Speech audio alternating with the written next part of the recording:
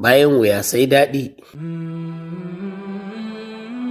Littafin abokin fira kashi na 1 wallafar Dr. Muhammad Mansur Ibrahim Sokoto wanda ni Muhammad Zaharuddin Usman na karanta. Labari na 7. Bayan wuya sai daɗi. A babban birnin Bagadaza ne, kuma a shekara ta 508 wata irin fatara da halin kunci suka kama wani bawan Allah ana ce masa Ahmad ibn Miskin. Yana ba da labarin cewa a wannan shekara sai da ya sanya gidan da yake ciki tare da iyalinsa a kasuwa don neman samun sa'ida. Ana haka wata rana ya fita daga gidansa, ko karin kumallo bai samu yayi ba domin ba a tashi da komai ba banda ruwan sha a gidan. Da ya haɗu da wani abokinsa sai ya koka masa irin halin da yake ciki. Aka yi sa'a ya ɗauko fallon gurasa guda 2 an shimfiɗa zuma da madara a tsakaninsu. Ya miƙa masa ya ce, ka je ka karya kumallo da wannan. Gogon naka sai ya ga ba zai iya cin wannan kayan daɗi alhali 'ya'yansa suna can suna jan ciki saboda yunwa, don haka sai ya juya zuwa gida yana cike da murna. Bai yi nisa ba sai ga wata baiwar Allah ɗauke da yaro ta tsayar da shi, ta ce masa, ya kai wannan bawan Allah, ka dubi Allah ka taimake ni, wallahi bani da kowa a duniya sai Allah, mijina ya rasu kuma wannan yaro da ka gan shi maraya ne, yana jin yunwa.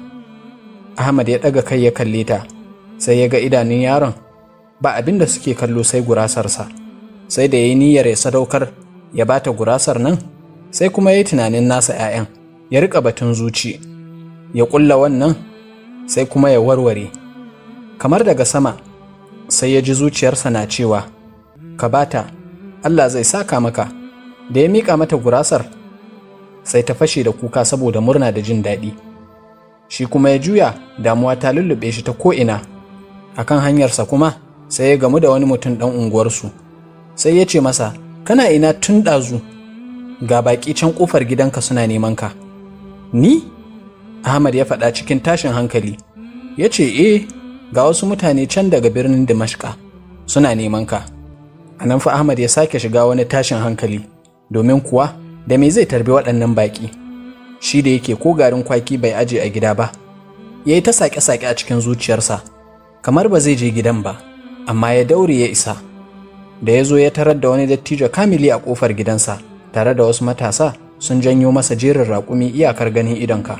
Da suka gaisa, dattijo ya tambaye shi labarin mahaifinsa, Almiskin. Sai ya ce, ai ya cika tun sama da shekaru 30. Dattijo ya jajanta masa, sannan ya faɗa masa dangantakar da take tsakaninsu. Ya ce, ai ni babban amininsa ne, na san ka tun kana ƙaramin yaro sosai.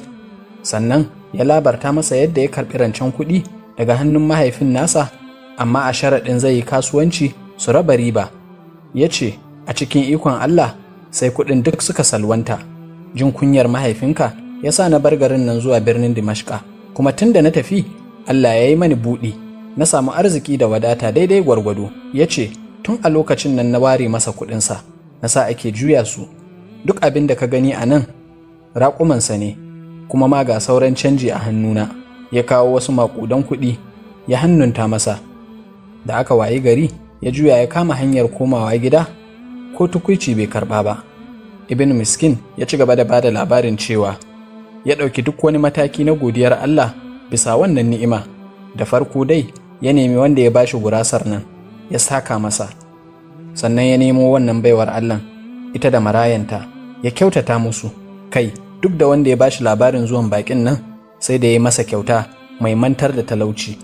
Sannan ya ci gaba da kasuwanci yana juya kuɗinsa, kuma yana yawan alheri, har ta kai ma duk wani aikin taimako baya da wata madogara in ba shi ba. Ana cikin haka ne sai shaidan ya so ya samu sa'arsa, ya fara nuna masa cewa ai ladarsa ta yi yawa yanzu, wataƙila ma takardun aikinsa sun cika da lada, ba sauran wurin da ya rage da za a ci gaba da rubutawa. Allah ya so shi da rahama, sai wata rana ya kwanta ya yi mafarki. Aka nuna masa an yi tashin alƙiyama, sai ya ga ana ta auna ayyukan mutane, kowa yana ɗauko nasa yana kawowa ana auna masa. Da aka zo kansa sai aka ce ya fara ɗaura zunubansa akan sikeli, sannan aka ce ya ɗora ladarsa. Da farko ladarsa ta rinjayi zunubinsa, amma sai wani mala'ika ya zo yana ƙara binciken kayan ladarsa, ya rika fitar da wasu ababe baƙi ƙirin kamar 'yan ƙananan duwatsu masu ɗan karen nauyi, yana cewa, banda wannan, a cire shi, riya ce, har sai da ladarsa ta koma kamar auduga ba nauyi, kamar iska zai ɗauke ta, don haka ɓangaren zunubi ya rinjaya, sai ya fashe da kuka. Can sai ga wani mala'ika ya zo yana cewa, a saurara, wannan bawan Allah yana da wani aikin alheri da Allah ya ba mu ajiyarsa. Sai ya fito da gurasa guda 2 ya ɗora masa akan aikinsa. Nan take sai sikeli ya dankara ya yi ƙasa, amma bai iya rinjayar zunubin ba. Sai wani kuma ya taso ya ce, akwai abu ɗaya da ya rage masa wanda ba a zo da shi ba, ku dakata in ɗauko. Sai ya zo da wata 'yar ƙaramar kwalba, ya fito da ita, ya riƙa ɗiga ruwan da ke ciki akan kayan lada. Ya ce, wannan hawayen matar nan ne na farin ciki da ka sanya ta. Yana cikin ɗigawa, sai sikelinsa na dama ya rinjaya. Mala'iku suka ce, masha Allah, yanzu kam ya tsira. A nan ne ya zabura, ya farka daga barci. Darussa: kada ka taɓa yanke ƙauna daga rahamar Allah, bayan wuya sai daɗi. Idan ka samu ni'ima, ka fara tuna iyalanka. Har abada na Allah ba su ƙarewa. Ka riƙe amana, sai Allah ya taimake ka. Wanda ya taimaki wani, Allah zai taimake shi. Idan ka ci bashi da nufin biya, Allah zai biya maka. Idan Allah ya maka ni'ima, ka gode masa. Ka yi alheri, ko baka ci moriyarsa ba, ‘ya'yanka za su ci a bayanka. Komai za ka yi don Allah, amma fa kada ka ruɗu da yawan aikinka. Ƙaramin aiki da kyakkyawar niyya ya fi babban aiki da aka yi shi bisa riya. Hattara da tarkon shaiɗan. Idan Allah ya soka, ko a mafarki sai ya yi maka ishara. Nuni ya ishi mai hankali. Sadakar abinci ta fi komai amfani ranar lahira.